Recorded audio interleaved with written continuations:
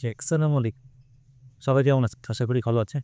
Recently একটা news আমি দেখছিলাম সোশ্যাল মিডিয়াতে এবং নিউজ পেপারগুলোতে। এটা হচ্ছে আমেরিকার জেদে এখন বাংলাদেশীদের জন্য ৳১৮,০০,০০০ একটা বন্ড ইস্যু করতে হবে।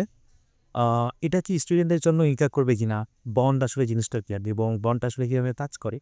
এটার একটা ক্লিয়ার আন্ডারস্ট্যান্ড না থাকলেও অনেকেই দেখছি এটা নিয়ে প্যানিক করছে। সো আসলে আ চলুন আগে জেনে নিই আসলে বন্ড জিনিসটা কি?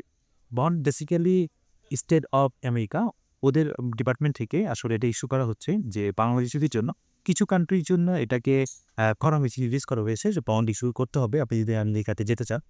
এটা হচ্ছে B1, B2 ভিসাতে লাইক হচ্ছে আপনি বিজনেস এবং টুরিস্ট ভিসাতে যদি যেতে চান তাহলে আপনাকে একটা বন্ড মিনিমাম একটা বন্ড রেখে দিতে হবে। এটা যখন আপনি ইন্টারভিউ বোর্ডে যাবেন তখন ইন্টারভিউয়ার আপনার সাথে বোর্ডের সাথে কথা বলে আপনার এই কত টাকা আপনাকে বন্ড হিসেবে রাখতে হবে এটা নির্ধারণ করে।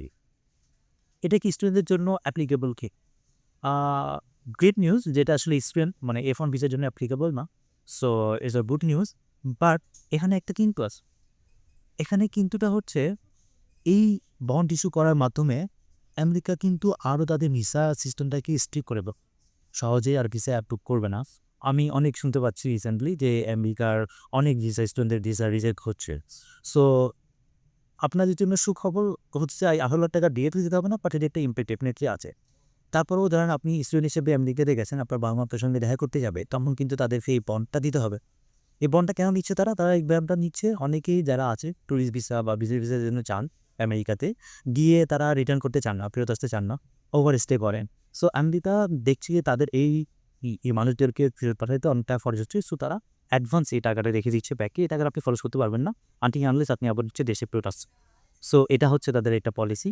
এখন তাহলে এখন কি করা উচিত? এখন কি আমাদের আমেরিকার স্টুডেন্ট পড়াশোনা যাওয়ার জন্য আসলে বেছে নেওয়া উচিত নাকি ইউরোপ বেছে নেওয়া উচিত?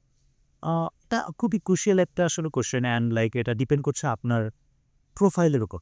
আমি এখনো সাজেস্ট করি যাদের প্রোফাইল ভালো, যাদের আ স্কোর 3.5 এর উপরে আছে, যাদের জিআরই বেটার ৩৩ এর উপরে আছে, যাদের আইএলটিএস 7.5, 7.5 প্লাস এরকম আছে।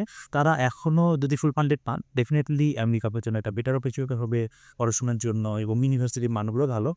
বাট যদি আপনার প্রোফাইল এর চাইতে লো হয় অথবা আপনি মনে করেন যে না আপনি রিস্ক নিতে চান না, তাহলে আমি সাজেস্ট করতে চাই যে আপনি আমেরিকা চেষ্টা করেন। বাট পাশাপাশি কিন্তু আপনি ইউরোপের দেশগুলো যেগুলো ভালো মানের কোয়ালিটি এডুকেশন প্রোভাইড করে থাকে যেমন স্পেন, ফ্রান্স এবং যেমন জার্মানি, অস্ট্রিয়া টকশন হতে পারে যেখানে আপনি ফ্রি এডুকেশন, ফিনল্যান্ড হতে পারে। সো এই জায়গাগুলো আসলে আপনার মাথায় রাখা উচিত। সো আমার কাছে মনে হয় যে শুধু নট অনলি ইউএসএই আপনি নিজের 100% ফোকাস দিয়ে এখন আসলে করাটা একটু রিস্কি। এবং আপনারা রিসেন্টলি জানবেন যে আপনাদের আসলে সোশ্যাল মিডিয়াও কিন্তু এখন ভিসা হওয়ার পূর্বে সোশ্যাল মিডিয়াও চেক করছে ইউএসএর জন্য। সো সর্বোপরি বলা যায় যে ইউএসএর ভিসা এখন খুবই স্ট্রিক্ট এবং আপনি এখানে গেলেই যে 100% এখানে থাকতে পারবেন এরকমটাও না। আপনাকে ম্যান্ডেটরি ব্যাক করতে হবে এরকম কিছু রুলস অ্যান্ড রেগুলেশন আসছে।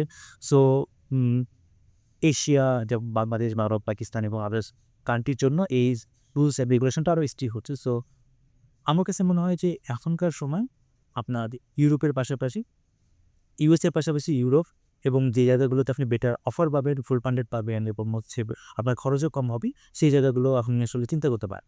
আর যদি আপনাদের আরও কোনো কিছু জানার থাকে ইউরোপ সম্বন্ধে, যেহেতু আমি এখন ইউরোপে আছি, সো হয়তোবা আমার সঙ্গে মেসেজ করলে আমি আপনাকে কিছু ফিডব্যাক দিতে পারবো এবং আপনি কমেন্ট করে জানাবেন আপনার ফিডব্যাক এবং আ আমার সঙ্গে যোগাযোগ করলে আমি আপনাদেরকে ইউরোপ সম্বন্ধে এবং যেহেতু আমি জার্মানিতে আছি কিছু ফিডব্যাক দিতে পারবো। ঠিক আছে। Thank you so much. আচ্ছা।